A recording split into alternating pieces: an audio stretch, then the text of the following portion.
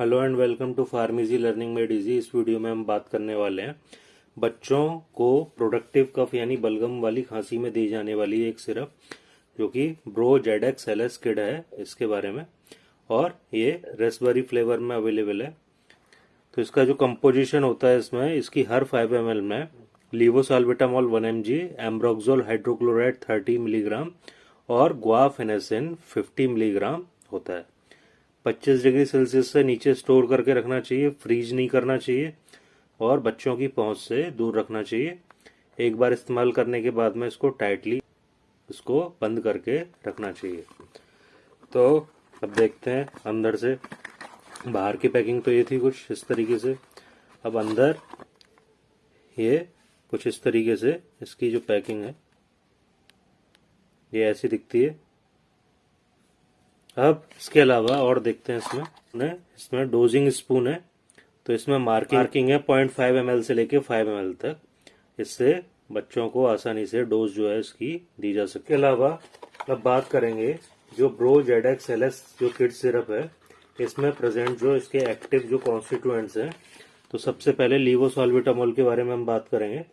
तो जो लीवोसाल्बिटामोल सल्फेट है ये ब्रोंकोडाइलेटर होता है। ब्रोंकोडाइलेटर का मतलब होता है ब्रोंकस जो होते हैं उनको ये डायलेट करने वाला, उनको फैलाने वाला या चौड़ा करने वाला।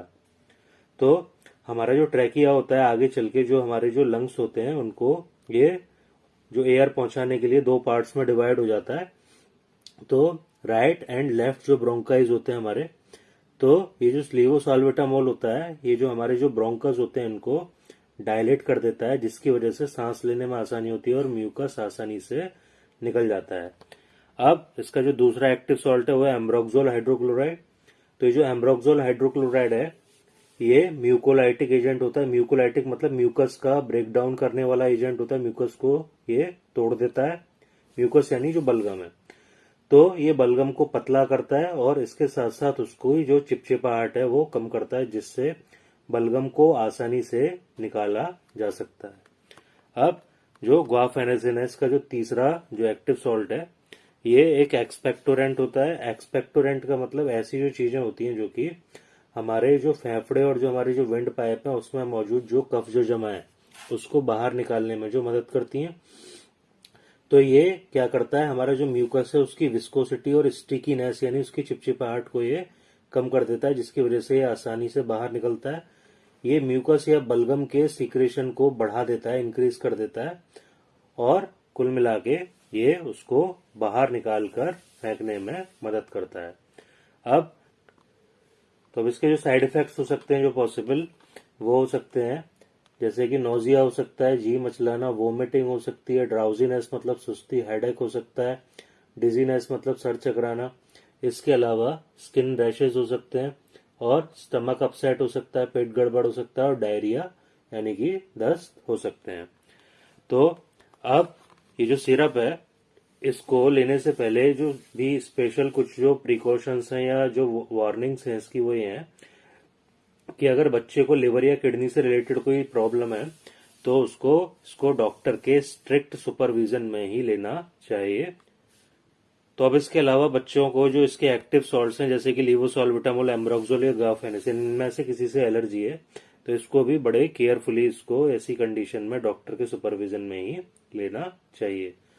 तो इसका यूजेस हैं उनमें मेन जो इसका यूज है वह यही है कि बच्चों में होने वाली जो प्रोडक्टिव कफ है। प्रोडक्टिव कफ का मतलब ऐसी खांसी जिसमें साथ में बलगम जमा होता है। तो ये उस जमा हुए बलगम को निकाल कर ये क्या करता है, उसको खत्म कर देता है और इसकी वजह से जो खांसी होती है उसमें रिलीफ मिलता है। अब बात करेंगे ब्रो जेडेक्स एलएस जो सिरप है, जो किड सिरप है, इसके अल्टरनेटिव्स कुछ जो बाजार में अवेलेबल होते हैं, जैसे कि मैकबेरी एलएस, इसको मैक्लॉयड फार्मा बुलाते हैं, और इसके अलावा एस्कोरिल प्लस एलएस, इसको ग्लेनमार्क फार्मा, एस्थाकाइंड एलएस, इसको मैनकाइंड फार्मा, और विस्कोडाइन एलएस प्लस, इसको वोकार्ड लिमिटेड, एक्सपेक्ट एलएस को एल्केम, और टस्क एलएस को ब्लू क्रॉस लेबोरेटरीज। तो अगर वीडियो पसंद आई तो लाइक करें, अपने दोस्तों के साथ में शेयर करें और चैनल को सब्सक्राइब करना ना भूलें। Thanks for watching.